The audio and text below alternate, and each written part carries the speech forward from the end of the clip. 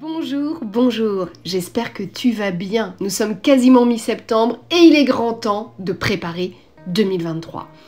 Oui, parce que lorsque l'on est entrepreneur, le mieux pour y arriver, pour perdurer, c'est d'anticiper les actions que l'on doit mener.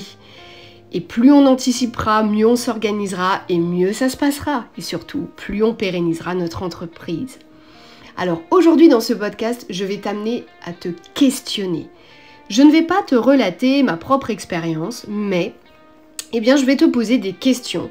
Donc ce que je te propose, c'est de prendre un papier et un crayon et surtout de ne pas hésiter à faire pause dans ce podcast pour prendre le temps de tout noter. Pourquoi je le fais aujourd'hui? Parce que on est déjà mi-septembre, c'est vrai que j'ai voulu traiter de tout un tas de sujets et là, il est vraiment grand temps de s'y mettre. Vraiment grand temps de préparer, d'anticiper, de préparer le bilan annuel et donc d'anticiper l'année 2023. Alors, pour démarrer, je viens de le dire, pour démarrer une nouvelle année, on doit faire un bilan. Donc moi, ce que je te propose, c'est déjà justement de préparer ce bilan de fin d'année.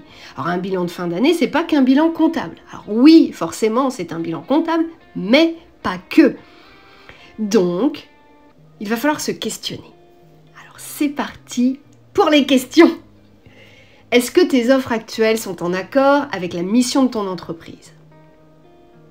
Déjà, est-ce que tu as une mission? Est-ce que tu connais la mission de ton entreprise? Dans la logique, oui. Mais pose-toi ces questions. Comment elles fonctionnent? Comment elles ont fonctionné ces offres actuelles? Tout ce que tu as lancé cette année, comment ça a fonctionné? Et sois honnête avec toi-même. Comment tu peux les améliorer?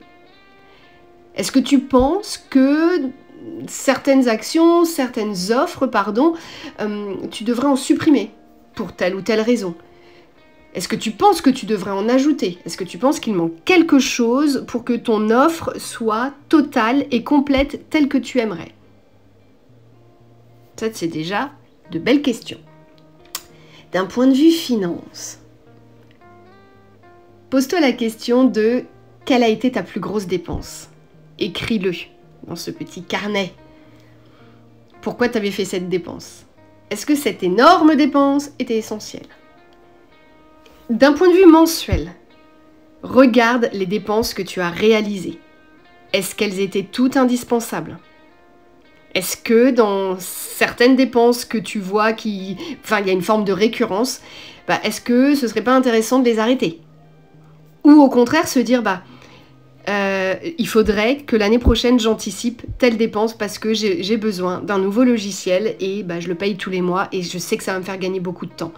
Donc quand on gagne du temps en post-traitement, par exemple pour le métier de photographe, c'est de l'argent que l'on gagne, parce que pendant ce temps-là, si on est plus productif en post-traitement, c'est qu'on peut faire après plus de prestations tout simplement. Donc niveau finance, voilà, pose-toi toutes ces questions. Autre chose, d'un point de vue gestion de ton temps. Est-ce que tu sais à quoi ton emploi du temps ressemblait cette année? Est-ce que tu en as idée? Est-ce que tu as une idée de tout ça? Est-ce que tu avais des outils pour gérer ton emploi du temps? Est-ce que tu utilisais un agenda en ligne, un système d'organisateur, un CRM, je sais pas? Est-ce que ces outils ont été efficaces? Est-ce que le prix que tu payes tel ou tel CRM en vaut vraiment la chandelle? Ou pas du tout? Ou est-ce que justement les réponses qui vont être apportées à ces questions te mettre en avant le fait que oui, effectivement, il va falloir que je passe sur un CRM qui va me faire gagner du temps. Voilà, forcément. Comment tu peux améliorer toutes ces choses au niveau de la gestion de ton temps? Alors, il va falloir être très construit et organisé. Moi, ce que j'ai fait depuis des années, j'ai un tableau où tout est répertorié. Par exemple, gestion du temps, je vais savoir que, je vais dire n'importe quoi, moi, au mois de juin 2022, j'ai effectué tant de séances, j'ai passé tant de temps en post-traitement, j'ai passé tant de temps à enregistrer des podcasts, tant de temps à filmer des vidéos, tant de temps en montage, tant de temps à ceci, cela, cela. Je ne vais pas faire tout le déroulé, mais tu vois le truc. Ça veut dire quoi? Pour avoir des chiffres à mettre dans ce tableau, Ça veut dire que chaque jour, chaque fin de journée, j'ai noté et j'ai minuté chaque action. Je sais que voilà, j'ai mis tant de temps à faire ceci, cela, etc. Et donc après, chaque mois, je fais un point et je fais les comptes tout simplement du temps que j'ai passé. C'est tellement précieux, tellement précieux. Et c'est la même chose pour les finances. Alors là, bon, les finances, l'avantage, bon, ça c'est, il n'y a pas besoin de se créer un tableau. Si vous aimez les tableaux Excel, faites des tableaux Excel. Mais sinon, vous avez votre logiciel de compta qui vous permet de voir quelle a été la grosse dépense, les dépenses mensuelles, blablabla. Voilà. On continue. Je vous parlais des offres. Les offres que vous avez actuellement. Moi, ce que je vous propose, c'est d'anticiper. Anticiper les futures offres. Si vous avez envie, très clairement, si vous êtes photographe, tous les ans, on aime bien ajouter une nouvelle action, enfin une nouvelle offre, un nouveau truc, voilà, pour se donner justement un peu plus de... Voilà, pour redynamiser notre entreprise. Donc, réfléchis à ce que tu as envie de mettre en place pour l'année prochaine. Et anticipe le maintenant, parce que si tu trouves une nouvelle offre, eh ben, il va falloir planifier son lancement. Et c'est peut-être que tu vas aussi avoir plein d'idées. Plein de nouvelles offres, ok, eh ben, il va falloir planifier le lancement de tout ça. Parce que si tu sors tout en même temps, c'est pas bon. Donc tu vois, l'anticipation, c'est vraiment important. Ensuite, si on revient d'un point de vue chiffre, il va falloir fixer tes objectifs de chiffre d'affaires pour l'année prochaine. Moi, ce que je te propose, c'est des objectifs mensuels, trimestriels et annuels. Voilà, comme ça, tu le sais. Il faut aussi que tu saches combien tu veux faire de séances, alors on va dire de prestations pour que ça parle au plus grand nombre. Donc, dans tel ou tel domaine, par exemple, si je prends l'exemple d'un photographe, combien de séances nouveau-nés tu veux faire, combien de séances couple tu veux faire, famille, etc. Combien de mariages souhaites-tu faire? Quel est le chiffre d'affaires, quel est le panier moyen par prestation que tu veux faire? Le chiffre d'affaires moyen sur un mariage, ton objectif, c'est tant. L'objectif pour les séances photo-famille, c'est tant. Et l'objectif pour les séances photo-nouveau-né ne sera pas forcément le même. Voyez, notez tout ça, c'est très précieux. Faire le point aussi, ça permet de se dire, ok, cette année, j'ai fait ça, ça et ça m'a rapporté tant. Ça m'a pas plu et en plus ça m'a pas rapporté d'argent. Très bien, j'arrête. Donc pour l'année prochaine, on arrête les projets qu'on n'aime pas et qui en plus nous font pas forcément gagner d'argent. En revanche, si on n'aime pas mais que ça nous fait gagner beaucoup d'argent, ah là, ça c'est un autre débat. Moi je fais partie de ceux qui, quand j'aime pas, j'y vais pas. Mais tu peux aussi te dire, ouais, mais ça me donne à manger, quoi. Hein, ça va donner à manger à mes gamins. Donc, ouais, j'aime pas, mais bon, ça me fait gagner beaucoup d'argent, donc j'y vais. Chacun fait comme il veut. Je ne porte pas de jugement. Chacun fait bien ce qu'il veut. Ensuite, qu'est-ce qu'on peut faire? Eh bien, il va falloir penser à aussi gérer son planning.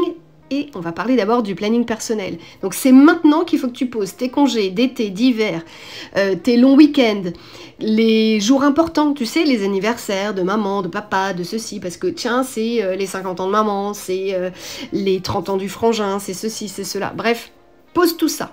Maintenant que tu as ça, que tu connais ton planning personnel avec les événements importants de ta vie perso, eh bien, tu vas pouvoir gérer ton planning pro. Tu indiques tous les créneaux dispo en semaine pour des séances photos, tous les samedis disponibles pour une séance, pour des mariages, tes temps de gestion administrative, tes temps de gestion des réseaux sociaux et tout le reste. Si comme moi tu fais des vidéos sur YouTube, des podcasts, tu mets tous ces temps-là.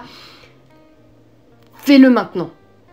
Plus tu anticipes, et mieux l'année 2023 va se passer parce que justement tu vas avoir cette sensation de pouvoir faire 3 millions de choses sans avoir trop à forcer. Bah oui, parce que tu auras tout anticipé. C'est quand même plus facile. On peut aussi réfléchir à la visibilité de son entreprise pour l'année prochaine sur le net, mais pas que. Moi, ce que je te propose, c'est de réfléchir à une action concrète, comme j'aime le dire, dans la vraie vie. Pourquoi pas se dire 2023, je vais aller créer une expo photo. J'ai envie d'aller photographier les commerçants de mon village et je vais ensuite en faire une expo. Et ça, je le gère avec la mairie, par exemple.